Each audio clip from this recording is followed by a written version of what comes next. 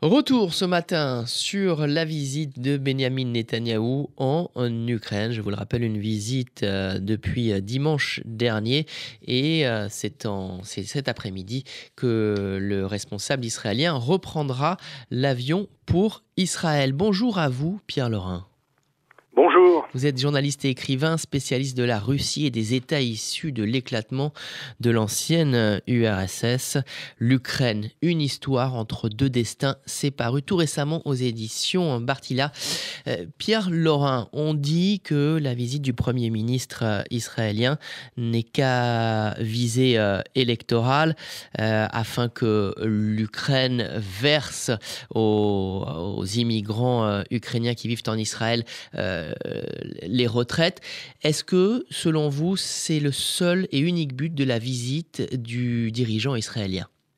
Non, bien sûr que non. C'est un but important. Il est clair qu'à l'approche des élections en Israël, le Premier ministre israélien a tout intérêt à choyer les électeurs qui viennent de l'ancienne Union soviétique, que ce soit les Ukrainiens. Et il ne faut pas oublier qu'une part essentielle du peuple ukrainien a constitué l'élément qui était à grande majorité, où il y avait une grande partie de population juive, a constitué l'élément fondateur, l'un des éléments fondateurs de l'État d'Israël. Donc de ce point de vue-là, la visite en Israël s'explique très clairement. Il s'agit de choyer les électeurs qui ont une ascendance ukrainienne et qui sont nombreux. Mais il ne faut pas non plus oublier les électeurs qui viennent plutôt de Russie, de l'ancienne Union soviétique, mais de la partie russe, et qui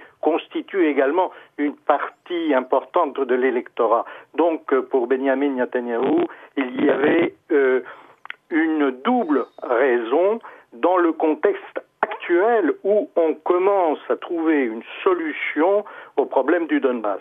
Mais en dehors de cela, il y avait d'autres problèmes directs, par exemple la négociation d'un traité de libre-échange avec l'Ukraine qui s'est fait récemment et que la Knesset doit ratifier dans les prochains jours. Il y avait également le problème des visas de très nombreux Ukrainiens qui étaient empêchés d'entrer en Israël pour des motifs, disons, de sécurité et des motifs administratifs.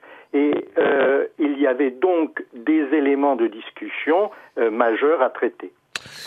Pierre Laurin, de quel œil Vladimir Poutine voit-il cette visite ? Parce que Benyamin Netanyahou marche peut-être un peu sur des pics, si je peux m'exprimer ainsi. Ses relations sont excellentes avec Vladimir Poutine et on ne peut pas dire, c'est le moins que l'on puisse dire, que les relations soient au beau fixe entre Vladimir Poutine et le président ukrainien.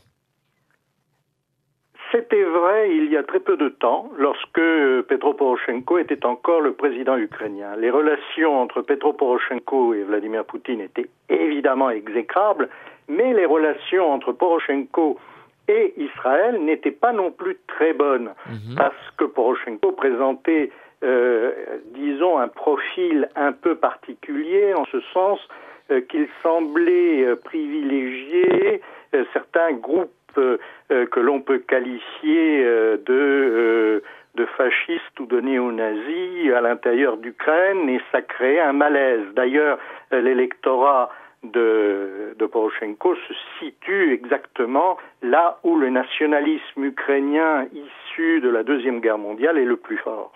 En revanche, avec Zelensky, c'est tout à fait différent. Les rapports entre Zelensky et Poutine ne sont pas mauvais. Ils sont circonspects parce qu'ils se demandent tous les deux jusqu'où l'autre est disposé à aller dans la négociation pour trouver des solutions au Donbass. Et là, les deux font preuve de bonne volonté.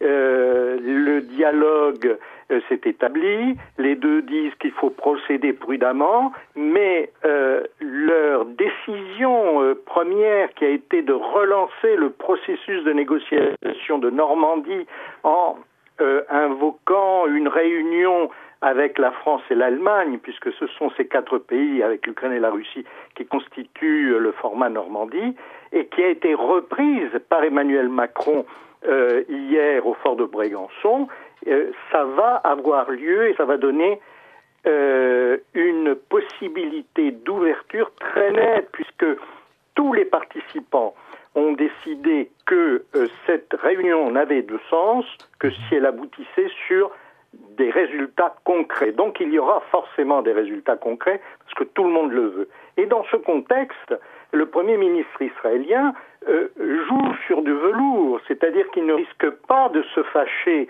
avec Poutine, au contraire, dans la mesure où il peut être l'un des éléments qui peut conduire le président Zelensky à aller un tout petit peu plus loin que ce qu'il avait envisagé au départ, c'est-à-dire il peut servir également, non pas d'agent d'influence de Poutine, ce serait trop fort, mais simplement de modérateur, de facilitateur des choses dans ce contexte qui est très chargé. Et je pense que ça a été l'un des sujets qui ont été traités par les deux, le chef d'État et le chef de gouvernement israélien, en tête-à-tête.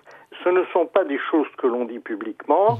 Publiquement, on se contente de dire les bonnes relations économiques, l'élargissement éventuel de l'accord de libre-échange, non pas seulement aux biens, mais également aux services. Et ça, c'est également important parce que ça signifie effectivement qu'il y aura des échanges, non pas seulement commerciaux, mais également des échanges de personnes, de professionnels qui iront dans les deux pays. Et cela facilitera certainement le problème des visas et l'obtention d'un système sans visa entre les deux pays, qui n'est pas encore acquis et ça risque de prendre un peu de temps, mais en tout cas, s'il y a là une amorce. De ce point de vue-là, comme du point de vue de la diplomatie, comme du point de vue de la politique internationale, Benyamin Netanyahou avait tout à gagner de cette visite, sans oublier bien entendu les retombées en termes électoraux pour le 17 septembre. Pierre Laurin, la dernière question que je voulais vous poser ce matin, c'est est-ce que selon vous, Benyamin Netanyahou, avant de se rendre en Ukraine, a demandé la permission à Vladimir Poutine? Non, je ne pense pas qu'il ait demandé une permission. Il n'a pas à demander une permission. Il y a des contacts réguliers entre l'Ukraine et Israël. Le président Poroshenko était allé en Israël en 2015. Le président israélien est allé en Ukraine quelques mois plus tard.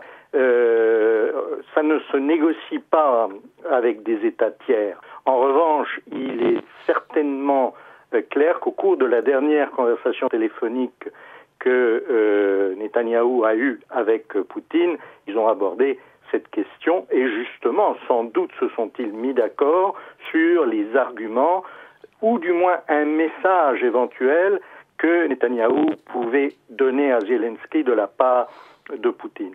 Ça, c'est vraisemblable.